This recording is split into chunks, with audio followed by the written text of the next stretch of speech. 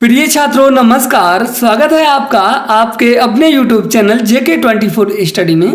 आज हम पढ़ेंगे आचार्य रामचंद्र शुक्ल जी का जीवन परिचय। जी हाँ, ये टॉपिक हमारे एग्जाम की दृष्टि से बहुत ज़्यादा मोस्ट इम्पोर्टेंट है, क्योंकि हम देख सकते हैं ये 2022 और 2020, 19, 18 यानी कि ये देखा जाए तो हर साल हमारे बोर्ड एग्जाम में पूछा जाता है। तो ऐसे में इस टॉपिक को क्लियर करना बहुत ज़्यादा मोस्ट इम्पोर्टेंट बन जाता है। तो चलिए अब हम बिना देर किए हुए वीडियो को स्टार्ट करते हैं। हम बात कर लेते हैं इनके जीवन परिचय की। तो देखिए, सबसे पहली बात ये आती है कि जीवन परिचय। तो जीवन परिचय में बहुत से बच्चे होते हैं, वो उनका जन्म, मृत्यु, उनके पिता का नाम, ये सब कुछ लिख देते हैं और आगे कुछ भी नहीं लिखते हैं। तो आगे भी कई एक टॉपिक होते हैं वो भी लिखने पड़ते हैं, वो मैं आपको बताऊंगा। ठीक है, तो चलिए पहले हम जीवन परिचय देख लेते हैं।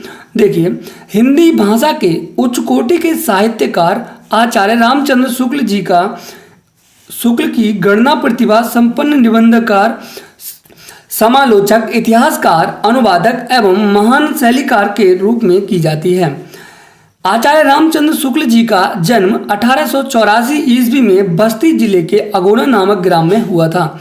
यानी कि इनका जन्म जो है वो 1884 ईस्वी में हुआ था, जो कि बस्ती जिले के अगोना नामक गांव में हुआ था। ठीक है ना। इनके पिता का नाम चंद्रवली शुक्ल था। इंटरमीडिएट में आते ही इनकी पढ़ाई छूट गई थी। देखिए, यहाँ पर जब वो इंटरमीडिएट में आए थे तो उनकी कुछ कारणवश, यानी कि कोई ना कोई प्रॉब्लम रही होगी जिसकी वजह से उनकी पढ़ाई जो थी वो छूट गई थी। ये सरकारी नौकरी करने लगे। यानी कि उस समय जो सरकारी नौकरी थी वो जल्दी मिल जाती थी और लोग जो है उसके लिए ज़्यादा मान्यता नहीं देते थे। तो इन्होंने भी वही किया, सरकारी नौकरी करने लगे, मगर बाद में इन्हें छोड़ दी थी। ठीक है, किंतु स्वाभिमान के कारण यह नौकरी छोड़कर मिर्जापुर के मिशन स्कूल में चित्रकला के अध्यापक हो गए थे। देखिए, इन्होंने अपनी गवर्नमेंट जॉब को छोड़कर मिर्जापुर जो स्कूल था, मिशन स्कूल, उसमें चित्रकला के अध्यापक हो गए थे। ठीक है ना। हिंदी, अंग्रेजी, संस्कृत, बांग्ला, उर्दू, फारसी आदि भाषाओं का ज्ञान इन्होंने स्वाध्याय से प्राप्त किया था। देखिए, इन्होंने किसी कोचिंग में या फिर किसी विद्यालय में जाकर पढ़ाई नहीं की, बल्कि हिंदी, अंग्रेजी, संस्कृत, बांग्ला, उर्दू, फारसी यानी कि टोटल 6 भाषाओं का जो ज्ञान है वो इन्होंने स्वाध्याय यानी कि खुद की मेहनत से प्राप्त किया। ठीक है ना, या फिर कह सकते हो सेल्फ स्टडी के द्वारा प्राप्त किया।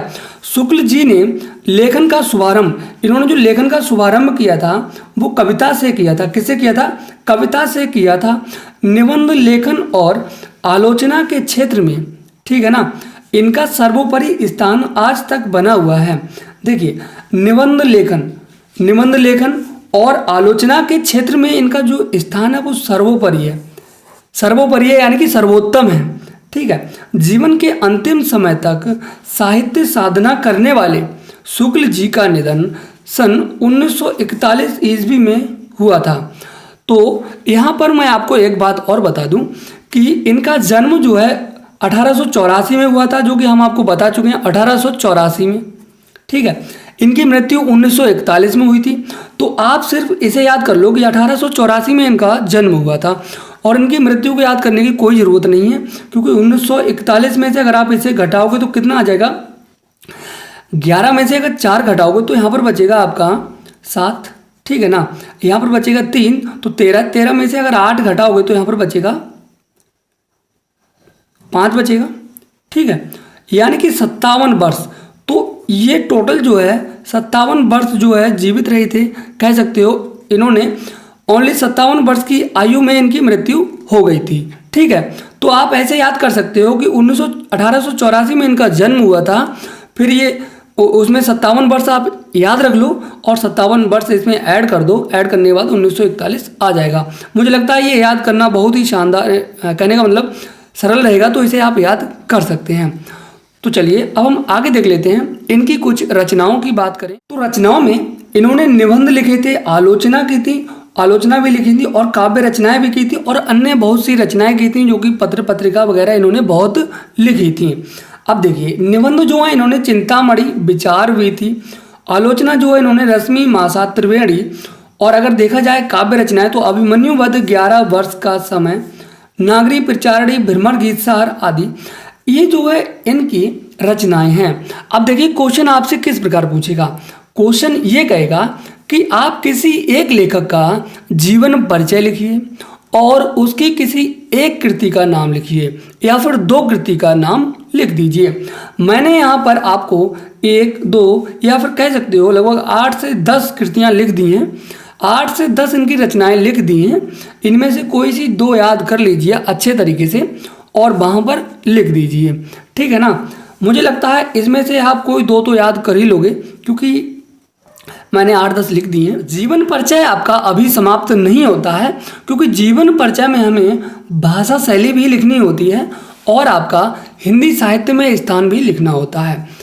देख लीजिए, अब हम यहाँ पर भाषा शैली की अगर हम इनकी बात करें तो भाषा शैली में देखिए, शुक्ल जी का भाषा पर पूर्ण अधिकार था। शुक्ल जी की शैली विवेचनात्मक और संयत है। इनकी शैली निगमन शैली भी कहलाती है। शुक्ल जी की प्रमुख विशेषता यह थी कि वे कम से कम शब्दों में अधिक से अधिक बात कहने में सक्षम थे। तो ये उनकी भाषा शैली है। और देखिए यहाँ पर बात याद करने वाली कौन सी है, देखिए विवेचनात्मक और आपका जो है संयत, ठीक है, और निगमन शैली भी याद कर सकते हो। तो ये वाली बात आपको यहाँ पर याद कर लेनी है, ठीक है। बाकी तो मुझे लगता है आप बनाकर भी लिख सकते हो, कोई बड़ी बात नहीं है। तो ये यहाँ पर आप बना जो है याद कर लीजिए, ठीक है।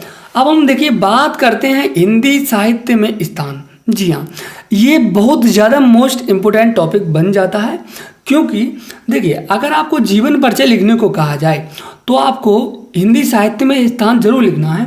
अगर आप भाषा शैली ना लिखते हो तब कोई दिक्कत नहीं है, बट आपको यहाँ पर हिंदी साहित्य में स्थान लिखना बहुत ज़्यादा जरूरी बन जाता है। अगर आप ऐसा नहीं करते हो तो आपके नंबर कटने का भय बना रहता है। तो चलिए अब हम देख लेते हैं इनका हिंदी साहित्य में स्थान। तो हिंदी निबंध को नया आयाम प्रदान करने वाले शुक्ल जी हिंदी साहित्य के आलोचक, निबंधकार एवं युग प्रवर्तक साहित्यकार थे। इनके समकालीन हिंदी गद्य के काल को शुक्ल युग के नाम से संबोधित किया जाता है। कहने का मतलब इनके समय को क्या कह दिया गया, शुक्ल युग कह दिया गया। तो आप ऐसे ही समझ सकते हो हिंदी साहित्य में इनका बहुत ही उच्च स्थान है, ठीक है ना, क्योंकि इनके जो समय को शुक्ल युग का नाम दिया गया, ठीक है।